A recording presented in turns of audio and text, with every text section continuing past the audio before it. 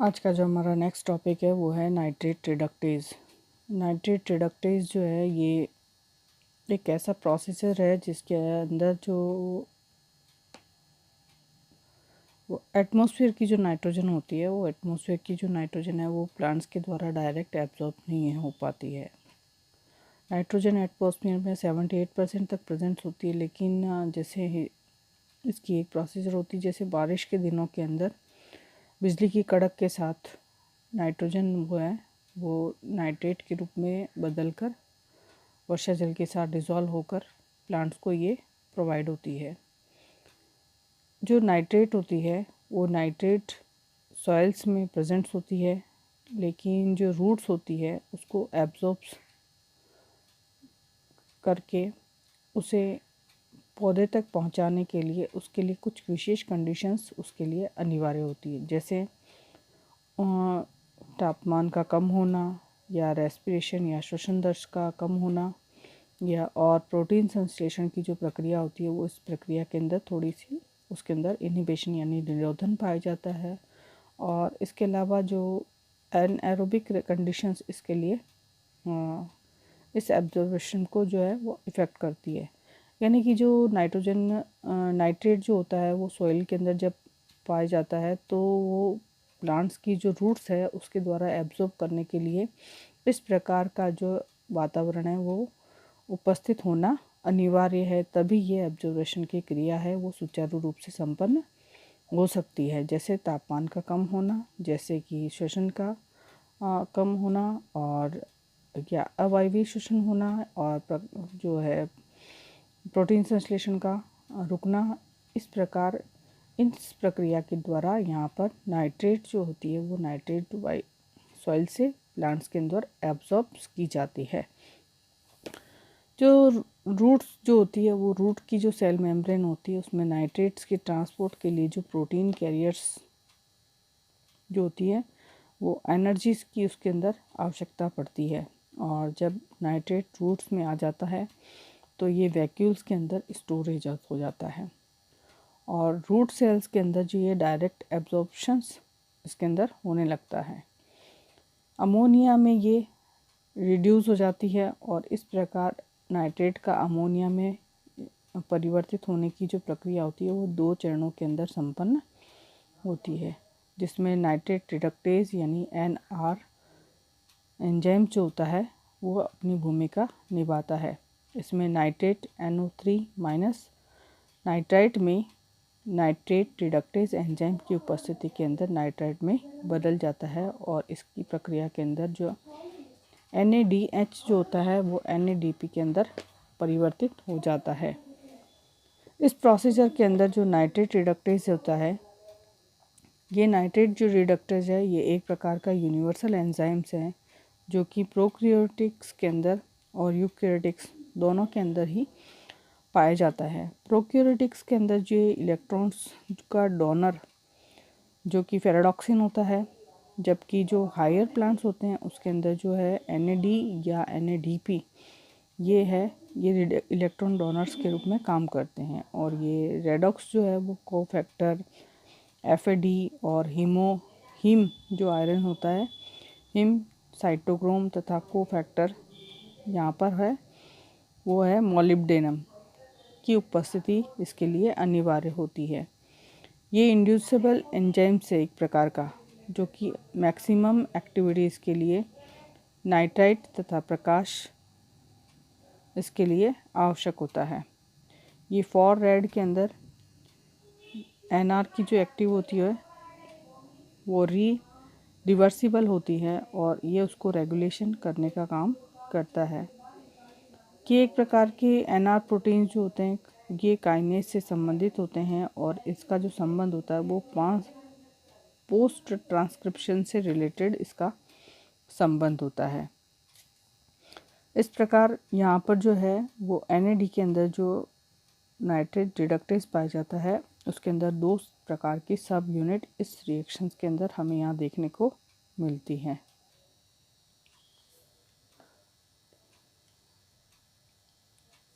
Regulation of nitrate reductase, इस nitrate Redux का नियमन किस प्रकार से किया जा सकता है? जैसे कोशिका के अंदर जो नाइट्रेट रिडक्टेज एंजाइम्स जो पाया जाता है वो सिंथेसिस एंजाइम सिंथेसिस को इंड्यूस करता है और इसके अंदर जो जीन की कोडिंग होती है वो उसको एक्सप्रेस करने के लिए नाइट्रेज की कंसंट्रेशन, प्रकाश और कार्बोहाइड्रेट का जो लेवल होता है वो इसके लिए नेसेसरी होते हैं।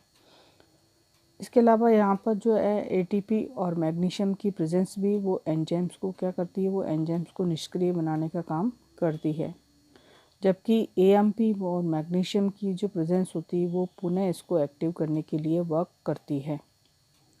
इसके अलावा ये फास्फोराइलेशन और एफास्फोराइलेशन द्वारा भी नाइट्रोजन रिडक्टे जो नाइट्रेट रिडक्टेज है उसकी सक्रियता का रेगुलेशन यहाँ पर किया जाता है या नियमन उसका किया जाता है। तो नाइट्रेट का अमोनिया में स्थानांतरण होता है, conversion of nitrate into ammonia. ये क्रिया जो होती है वो साइटोप्लाज्म में, सेल के साइटोप्लाज्म के अंदर नाइट्रेट से नाइट्राइट जो बदलने की जो प्रक्रिया होती है वो NR नाइट्रेट रिडक्टेज एंजाइम्स की उपस्थिति के अंदर होती है। इस प्रकार नाइट्राइट एक प्रकार का रिएक्टिव यानी एक विषैला, एक टॉक्सिक आयन होता है जिसे साइटोप्लाज्म और क्लोरोप्लास्ट के अंदर और रूट प्लास्टिड्स के अंदर ट्रांसफ़र कर दिया जाता है। यहाँ पर जो एंजाइम्स है वो नाइट्राइट रिडक्टेज NIR यहाँ पर चेंज हो गया है। अब तक नाइट्रेट रिडक्टर्स था, अब नाइट्राइट का जो निर्माण हुआ है नाइट्राइट रिडक्टर्स के द्वारा इस अमोनिया को यहाँ पर रिड्यूस करने का काम किया जाता है। यहाँ पर ये सेकेंड रिएक्शंस स्टार्ट हो जाती है।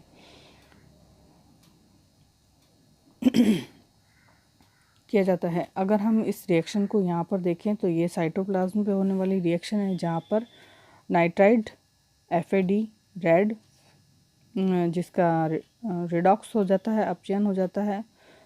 4 हाइड्रोजन के इलेक्ट्रॉन्स हमें हाइड्रोजन एटम्स प्राप्त होते हैं और 6 इलेक्ट्रॉन इस प्रक्रिया के अंदर यूज़ होते हैं, क्योंकि हमने कहा था कि इस प्रक्रिया के अंदर हमें एनर्जी की आवश्यकता होती है और ये अमोनिया में कन्वर्ट कर देते हैं नाइट्राइट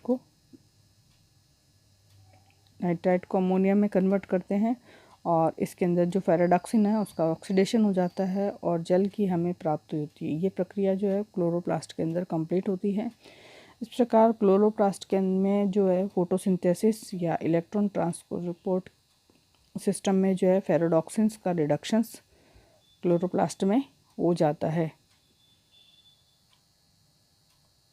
इसी प्रकार जो रूट सेल्स की जो प्लास्टिड्स होती है उसके अंदर NADP जो होता है वो पेंटोज फास्फेट पाथवे PPP में उत्पन्न होता है और ये क्लोरोप्लास्ट तथा रूट के जो प्लास्टिड्स होते हैं उसमें नाइट्रेट रिडक्टेज NIR एक प्रकार का पॉलीपेप्टाइड होता है जिसके अंदर साइरोहीमो और प्रोस्थेटिक ग्रुप, इसके अलावा आयरन सल्फर ग्रुप Fe4S4 इसके अंदर प्रेजेंट्स होते हैं। इस रिएक्शन को हम दोनों विक्रियाओं को यहाँ पर रिएक्शंस के फॉर्म में समझ सकते हैं। जैसा कि फर्स्ट जो रिएक्शन होता है उसके अंदर जो नाइट्रेट होता है वो NADP की प्रेजेंस के अंदर 2 इलेक्ट्रॉन NADP के द्वारा 2 इलेक्ट्रॉन प्रेजेंट होते हैं और ये नाइट्राइट के अंदर कन्वर्ट हो जाता है और NADP में प्राप्त होता है। इस प्रक्रिया के अंदर हमने पढ़ा था कि जो नाइट्रेट रिडक्टेज होते हैं वो उसके अंदर 2 सब यूनिट्स होती हैं। तो यहाँ पर जो हायर प्लांट्स होते हैं उस हायर प्लांट्स के अंदर 2 सब यूनिट्स होते हैं जिसके अंदर हमने पढ़ा था इसमें मॉलिब्डेनम कोफैक्टर के रूप में काम करता है, इसमें हीम प्रेजेंट्स होता है और इसके अंदर FAD प्रेजेंट्स होता है और NAD, ये दोनों ही NAD और NADP हमने कहा था यहाँ पर ये 2 सब यूनिट्स इसके अंदर प्रेजेंट होती है नाइट्रेट रिडक्टेज के अंदर। तो ये प्रक्रिया नाइट्रेट रिडक्टेज के अंदर होती है और जो सेकेंड स्टेप होता है इसके अंदर ये नाइट्राइट है, ये रिडक्टेज होता है और ये इस प्रकार होने वाली प्रक्रिया है। नाइट्राइट जिसका रिडक्शन हो जाता है, फेराडॉक्सिन का रिडक्शन हो जाता है, 8 हाइड्रोजन एटम्स की प्राप्त होती है और 6 इलेक्ट्रॉन्स इस अभिक्रिया के अंदर आवश्यक होते हैं और अमोनिया का निर्माण करते हैं। और यहाँ पर इस प्रक्रिया के अंदर फेरेडॉक्सिन होता है, उसका ऑक्सीडेशन हो जाता है और वाटर हमें प्राप्त हो जाता है। इस प्रकार इस पूरी प्रक्रिया को हमने 2 चरणों के अंदर समझा है। नाइट्राइट का अमोनिया के अंदर बदलना, तो नाइट्राइट पहले नाइट्रेट जो होता है वो नाइट्राइट में बदलता है और नाइट्राइट बाद में अमोनिया के अंदर परिवर्तित होता है। इस प्रकार नाइट्रेट का नाइट्राइट में बदलना और नाइट्राइट का अमोनिया में बदलना, जिससे कि 2 प्रक्रिया के अंदर हमने समझा है। इस प्रक्रिया को हम इस डायग्राम के द्वारा भी यहाँ पर समझ सकते हैं। जैसे कि जो क्लोरोफिल होता है, क्लोरोफिल के अंदर जो लाइट होती है, उस लाइट को फोटोक्रोम सिस्टम फर्स्ट के द्वारा जो एब्जॉर्ब कर लिया जाता है। लाइट रिएक्शन इसके अंदर फोटोसिंथेसिस में होती है और इस लाइट रिएक्शंस में आने वाले इलेक्ट्रॉन जो है फेरेडॉक्सिन का रिडक्शन करते हैं और यहाँ पर फेरेडॉक्सिन का ऑक्सीडाइजेशन होता है। और इस प्रोसेस के अंदर जो हिम आयरन होता है Fe4S4 और इसके अलावा जो इलेक्ट्रॉन होता है हिम से ट्रांसफ़र होता है और यहाँ पर जो है नाइट्राइट जो होता है वो अमोनिया के अंदर कन्वर्ट हो जाता है।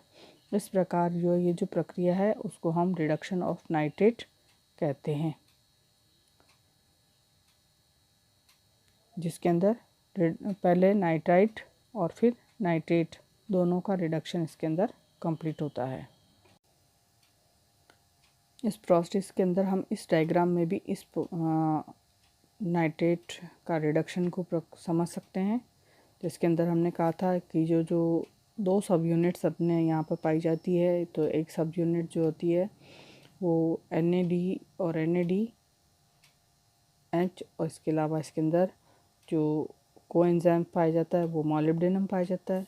इसके अलावा अमोनिया इसके अंदर प्रेजेंट होता है, ये FAD फेरेडॉक्सिन इसके अंदर पाया जाता है और यहाँ पर इसका रिडक्शन और ऑक्सीडेशन का प्रोसीजर होता है। इस तरह ये जो नाइट्राइट होता है वो नाइट्राइट के अंदर परिवर्तित होता है और इस पूरी प्रक्रिया को हम इस डायग्राम के अंदर समझ सकते हैं, जिसको कि नाइट्रेट रिडक्शन का परिकल्पनात्मक मॉडल कहा जाता है। इस डायग्राम के आधार पर हम पूरी थ्योरी को अच्छी तरह से स्पष्ट कर सकते हैं। इस प्रकार यहाँ पर हमने नाइट्राइट रिडक्टेज द्वारा नाइट्राइट का अपचयन और अमोनिया का निर्माण की प्रक्रिया को इसके अंदर समझाया गया है। इस प्रकार हमने देखा कि जो अमोनिया का निर्माण होता है वो 2 प्रक्रियाओं के अंदर कंप्लीट होता है।